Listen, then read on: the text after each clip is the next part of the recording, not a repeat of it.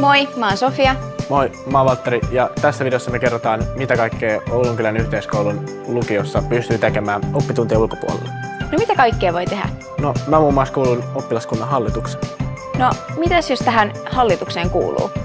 No, me pidetään huoli siitä, että meidän opiskelijoiden ääni tulee kuuluviin meidän kouluyhteisössä ja varmistetaan, että meidän koulua kehitetään sellaiseen suuntaan, jossa jokaisen opiskelijan on hyvä olla. No, mitä se tarkoittaa konkreettisesti? No, me järjestetään erilaisia tapahtumia, tehdään kahvilaa, leivotaan, tehdään erilaisia hankintoja, jotka hyödyttää meidän oppilaita ja päästään toteuttamaan omia ideoita ja vaikuttamaan.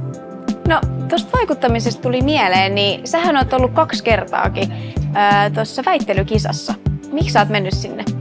No, se on jotain sellaista, mitä mä en ole koskaan ennen tehnyt ja mä tykkään vähän haastaa itteeni, niin sain siihen hyvän porukan mulle mukaan ja lähdettiin kokeilemaan ja loppujen lopuksi päästiinkin sitten vielä oman koulun lehden kanteen.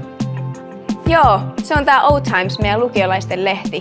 Ja tää ilmestyy 4 kertaa vuodessa. Toimittajat tekee sitä kyllä intohimolla ja se kyllä näkyy tässä lehdessä. Jep, toi on kyllä tosi siisti. Mun lemppari on Suusta siepatut, jossa me päästään muistelemaan, mitä hauskaa opettajat on sanonut tunneilla. Me ollaan molemmat oltu tuutoreina, niin minkä takia sä hait tuutoriksi? No mä hain tuutoriksi, koska se vaikutti tosi kivalta ja pääsi järjestämään kaikkia erilaisia ryhmäytystapahtumia, esimerkiksi kumpulapäivä. Ja siinä pääsee tutustumaan ihan superkivoihin tyyppeihin ja vaikuttaa yhteishenkeen. Joo, meidän koulussa kyllä panostetaan tuohon tuutor-toimintaan ihan sikana, että se on varmasti yksi syy, minkä takia meidän koulussa on niin hyvä yhteishenki. Jep.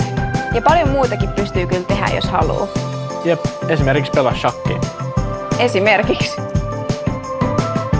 Hei!